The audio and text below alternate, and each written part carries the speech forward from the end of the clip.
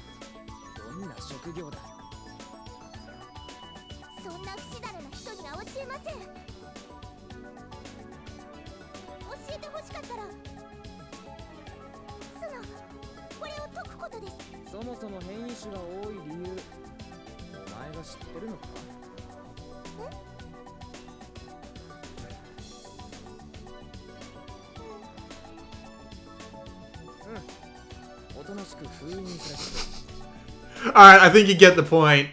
But the game not only is very self-aware, and also I'm a little bit surprised that Geneva Convention joke was actually part of the Japanese script, but it's also decidedly comical. It's actually kind of funny. It's actually quite funny. Like, there are some... The Magical Monster Tour actually involves a party of other animals who do stupid things in order to tell you not to do the stupid things. And it's actually quite enjoyable to play through. The jokes don't feel forced in any way. Although, weirdly enough, they do reference the first game in the series, because yeah, this is called Dungeon Travelers 2, because it's the sequel to a spin-off of a visual novel series, which is weird. But thankfully, you don't really need to know that much about the previous game to play this. So we're just going to load straight into my save game here. I've got 4 party members at the moment. You can have a maximum of 5, and they can be all sorts of different classes. The weird thing about this game is that well, not the weird thing about the game, but the weird thing about the press email I got. The strange thing about the press email I got is that they included a 10-page reviewer's guide that detailed so much about the game that I can practically tell you everything that will happen in like the next few hours of it. It's weird. It's like, I know the games journalists, or some of the games journalists, I know a few good ones. I know some games journalists are scum-sucking earth eaters who don't know shit about games, and admittedly, I'm not very good at games myself, so the review guide came as a little bit nice, but they gave me so much information, it's weird. But anyway, let's get started on the menus. Storage. You don't have that much room in your bag, so you want to be putting stuff in your storage as much as possible. You can also sell stuff from your storage, so you don't even have to go to the store unless you need to identify crap. Your party has a front and a back line, and that front and back line changes the amount of damage and changes the amount of damage you take. So, you do when you take. So, you want to be putting your weaker guys in the back and your stronger guys out the front, as I've done here. You can class change. However, this is something I haven't unlocked yet, but I can tell you how it works because the review guide went through it in detail. Basically, the idea is once they get to a specific level, they can take on a subclass, and when they get to another level above that, they can take on a sub-subclass. And these all have their own special abilities and all that. So you also have the ability to reset characters back to level 1. So you can reassign all those skill points by training them back up again and stuff. Which is actually really nice. Because it's like, you might not like the class you come across. So you just go right back. I wouldn't run into that problem because I've got the reviewer's guide. Which they don't actually let me publish. But whatever. Now we can go and change our equipment. Now, we can give a grand seal book to our main character here, Freed. He's chicken fried. And he gets a small ability from that. The main thing you want to be worrying about is the equipment of all your characters, though. So, you've got a weapon and a shield if you're not holding a two-handed weapon. I prefer keeping a two-handed weapon on Alicia because, well, not only is she adorable, I can't imagine this little girl holding a shield, but if the two-handed sword actually has a range advantage, so I can actually hit in the back row with a decent amount of damage, so I like keeping that on. But you've also got helmets and armors and accessories, and they can also carry around a steelbook each, that each have their own special effects. And all these items do tend to have sub-effects of their own, so yeah. There is a fair amount of customization into how you play this, including leveling your characters up, giving them their custom skills, so you get skill points. You get 1 skill point per level, and you can spend X amount of skill points in order to increase a specific skill. And they actually went and outlined what skills I should be assigning points to constantly in the reviewer's guide, which I don't understand why. It's like, come on guys, leave some of it to me, come on. But either way. But yeah, as we can see, there are actually some things here that you want to put on immediately, so you can figure that out for yourself, which is sort of nice. I mean, these ones are just like build specific, so whatever. I'll just put them in whatever the hell I like. You can also come here to status, which seems kind of unnecessary considering you can do that through here as well, but whatever. We can also go to the library book and we can see the records of all the monsters we've sealed, and they've got stats and stuff, but we'll get into how that works later. We can have a look at party skills. So there are actually different party skills and different joint attacks that you can get depending on who you've got in the party and where they are, which is pretty neat. Because the one I have on my party right now is everybody spends a ninth of their TB, but everyone gets identified, which is really nice. We've got load and save, and then we can go outside.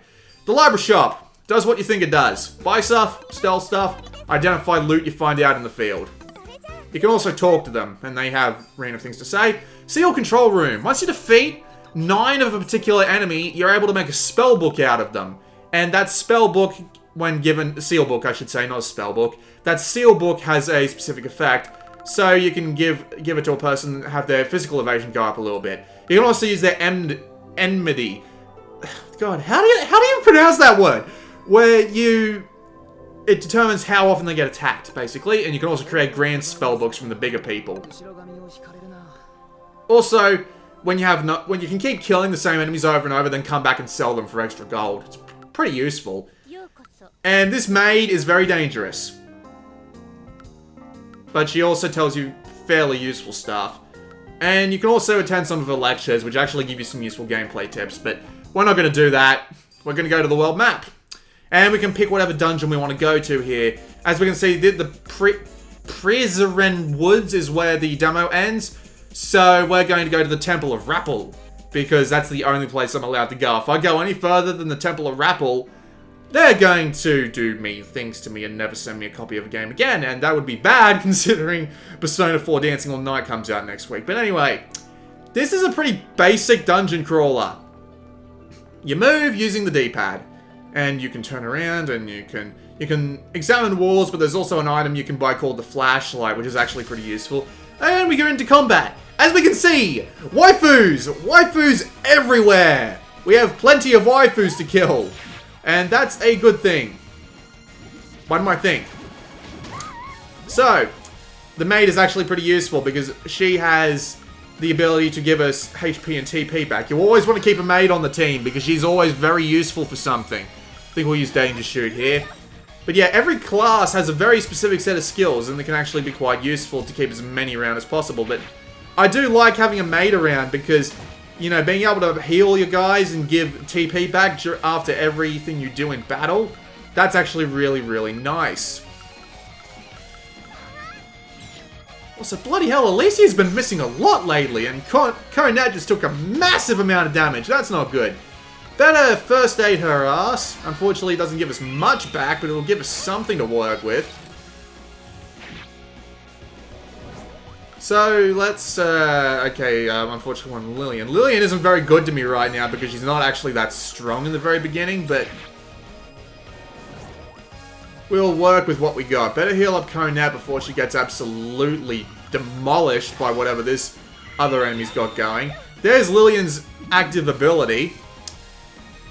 Every character in this game seems to have a special set of abilities that are theirs and theirs alone. So, I got Melvi, Alicia, and Lillian to level 10, and they all got their own special ability to work with. Lillian's is the third eye, so she actually gets a very special ability that lets her... Oh god, what was that? No, I imagine it was just HP sucking. But, yeah, Lillian gets the ability to, at random, throw out status effects. Alicia can attack enemies next to the enemy she's attacking. And, Melvi, I'll be damned if I can remember what Melvi does. Also, the game feels unnaturally sluggish now that I've put the speed back down. So yeah, as you can see, it's pretty slow, and you saw the speed of the battles and stuff that was going on. There are also doors that can hide monsters, and an odd thing about this game is that the monster spawning spots will actually, like, respawn when you go out of the game. When you go out of the arena and come back, or at least to a point anyway. There are points where it won't happen. You'll have to go out and come back once or twice, but still. It's an interesting... I mean, it's nothing too far out of the ordinary when it comes to your dungeon crawling systems, right? I mean, you've got a lot of classes to play with and a lot of variety. There's not much to work with in terms of, like, uniqueness of the battle system or anything. At least, compared to what I've seen on other dungeon RPGs on the Vita. I don't claim to be a dungeon RPG connoisseur, but at the same time, I've played a fair few dungeon RPGs on the Vita, and this isn't particularly unique. But at the same time, the high variety works really well for it. It's got plenty of things you can do with every particular character, and I've been through the review guide, so there are like 15 other characters that are due to show up in the story at some point or another, so it's kind of ridiculous just how much variety this game potentially has. Since you've only got like 5 base classes and 15 characters, so you've got like 3 I'm sorry, you've got like 3 characters that all have the same base class, so you can make a bunch of subclasses. And I imagine that anyone who's into that sort of number crunching, I should say, not number munching, how hungry are you? But yeah, I imagine the sort of number crunching and finding out what classes do what would be great for some people. Although, I imagine that if they actually published the review guide they sent me as a free but completely unnecessary and completely unneeded sort of tactical supplement to the game free on their website or something, I imagine that would be a really good idea. Also of note, miss a spell in this game, it does half damage. Like, you won't outright miss like with a special attack, you'll always do damage in some way, shape, or form. Interesting little tidbit to know. But yeah, the game's variety is great, but I would like to see that little review guide go out and be public, just as something to help people who might not be that good at DRPGs. The game is very useful in telling you useful tactics though. Like, it is very quick to inform you that you've got 99 save slots and you should use them, to the point where you've even got like a prompt. It even gives you a prompt to where it says, like, you're about to run across a really strong enemy, and it doesn't say save your game, but it's like, it's pretty obvious you should save your goddamn game, right? So, the game is very, very generous about telling you everything you need to know in order to actually be successful, or at the very least, you know, not die a horrible, gruesome death.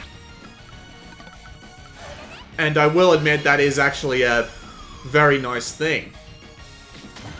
Again, it would be nice if that review guide was available publicly, but we won't worry about that, will we?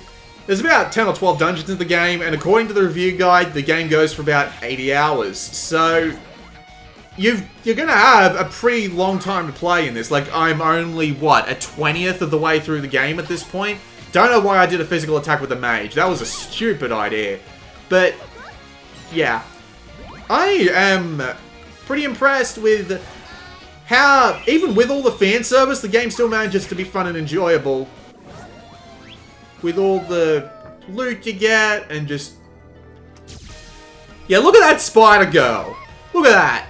That's waifu material right there. It doesn't even look like she's wearing a bra. Look. Like, her shirt should be falling off, and those nipples should be just out of our sight. But that is something... well, I'm just not going to say any more than that. I don't think I need to. But anyway. It's... despite the fact that there's so much fan service, though, everything is really nice to look at. Like, there are a couple of, like, miscellaneous characters that aren't sexualized the hell out of them. Or cutified the hell out of them, I should say. But... it's all nice to look at. I like looking at it. Of course I do. Oh, man.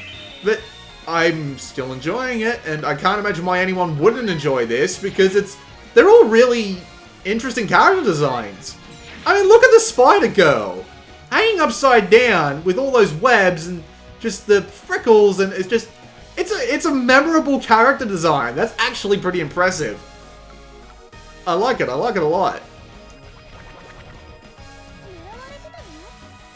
It's just a really, really nice game to look at, and the art's real good too. I mean, obviously it's fan servicey as hell, but yeah. Also, some people are going to be really annoyed that they quote-unquote censored the game, despite the fact that they went to the effort to not only keep the game from being an adults-only game, which means Sony probably wouldn't even be willing to sell it, but they actually went and talked to the original developers and were like, hey, we're going to need to change a couple of these. And they're like, alright, we'll change these to a way that will honor our artistic vision, which is which is what you want them to do, really. I mean, blame Sony if you want to blame anyone for the games being quote-unquote censored due to, Sony not willing to sell adult-only games. Maybe... I'm sorry, I thought I heard my dog going off. I hope one of these days that Sony's like, we'll let you sell all the uncensored forms of games on the Vita store. And we just won't care, because, that would be nice. I'm sorry, I'm not going to save. I wanted to go to the options menu. Because we're going to put this up to fast now. You've seen it on slow, now you can see it on fast. Which feels a lot more natural, I must say. I can understand wanting to keep it on slow, but at the same time, I much prefer keeping it at a high speed, because it makes a whole of a lot more sense. Everything moves more quickly, and it'd be nice if there was some sort of battle log, but not much we can do about that, really. But yeah, we can also turn on things like this little thing up the top here that tells you the level numbers.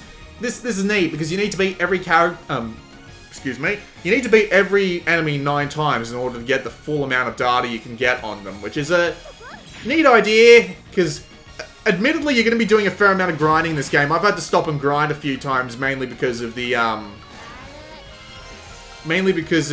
fact that the game definitely isn't a game that you can just bum rush through. You have to power up your party at specific times.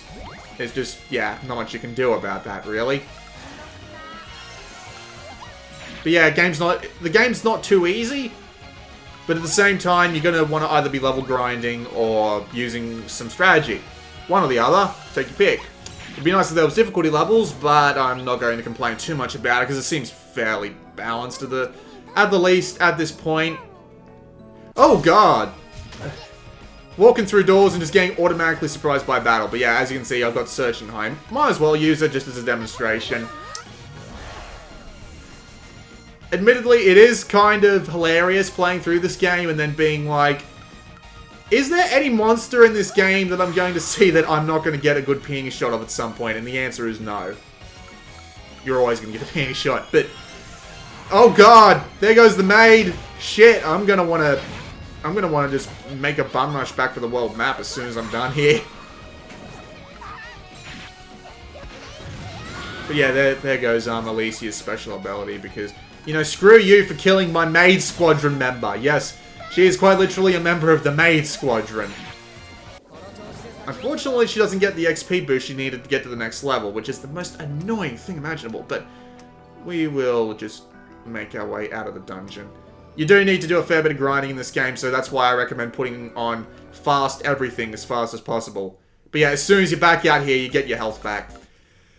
And I have to admit, I like that about the game a lot more than you might think. Mainly because the game doesn't spend any time bullshitting. It's literally just, it wants to get you, if you put it on fast, the game wants to get you into the fight, and it wants to get you into the fight as fast as possible.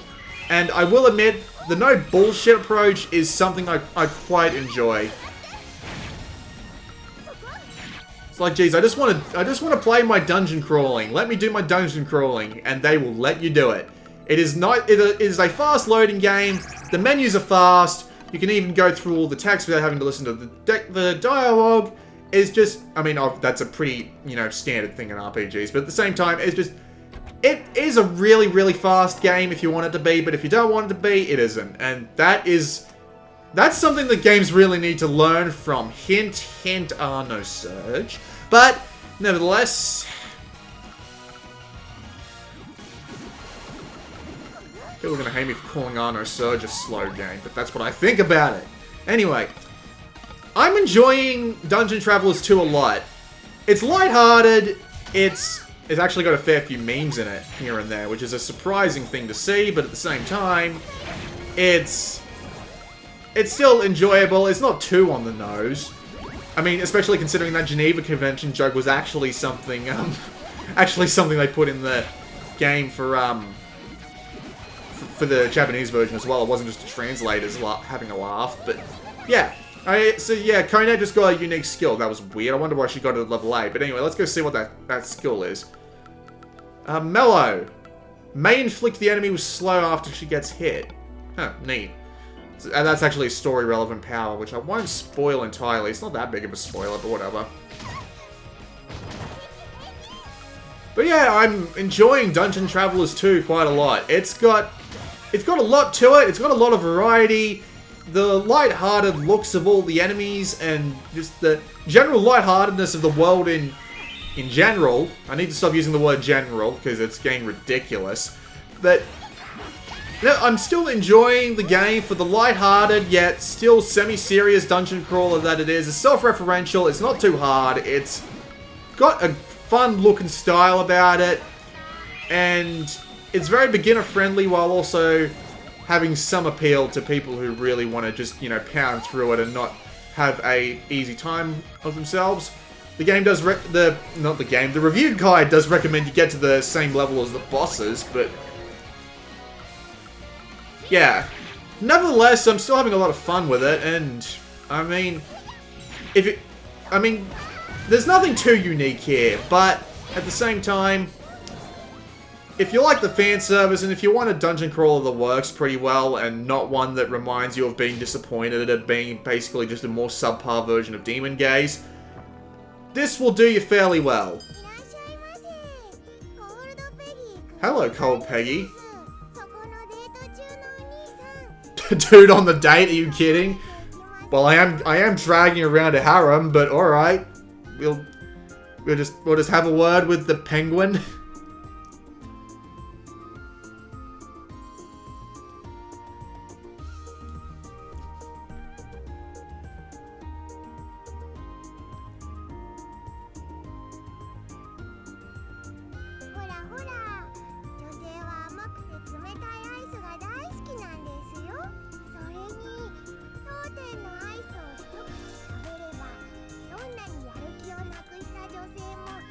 Yeah, they actually talk about motivation, but they don't really let up on what that is yet. It's actually in the review guide. But yeah, you can actually buy foods in the middle of the dungeon, and you can... Motivation is actually something that's only displayed through, what's the word I'm looking for? The player portraits? So you can actually look at the player portraits and see how they're all doing. At least for the most part. So yeah, everybody seems alright. For the moment. Yep, immediately walk through the door and surprised by enemies. That sounds about right. But yeah, I'm enjoying this game thoroughly, and if you like the fan service and if you don't mind it being a not particularly original, but more just heavy on the variety and more on the, you know, just general fun dungeon crawling side of things, this game's a pretty good time. And, you know, I have no problem saying if you want a dungeon crawler, go for it. I'm enjoying it a fair amount, and I'll probably keep it around and play a bit more. I said the same thing about Demon Gaze, never got around to that, but I'll say it anyway. It's not because I didn't have time for Demon Gaze. Well, actually it is because I didn't have time for Demon Gaze. But it's not because I didn't want to play Demon Gaze, it's just there's so many other bloody games coming out on the Vita. Like, I'm recording this just after they announced the Attack on Titan video game for Vita, so yeah, that's something. So we still have a lot of bloody games coming.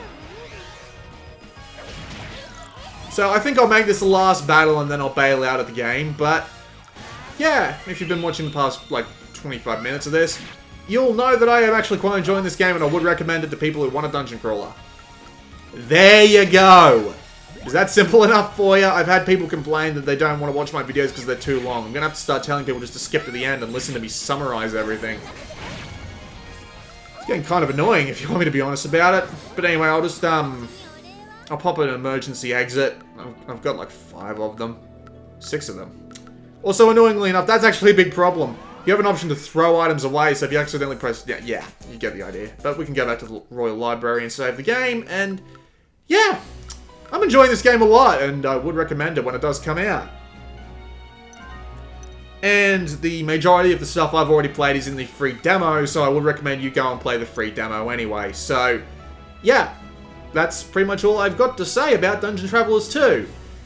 Really, really good. Solid, variety heavy, fan service heavy, nice to look at, nice to listen to. Not much I can complain about. Enjoy! This has been Blue Maxima, and I'll see you all next time.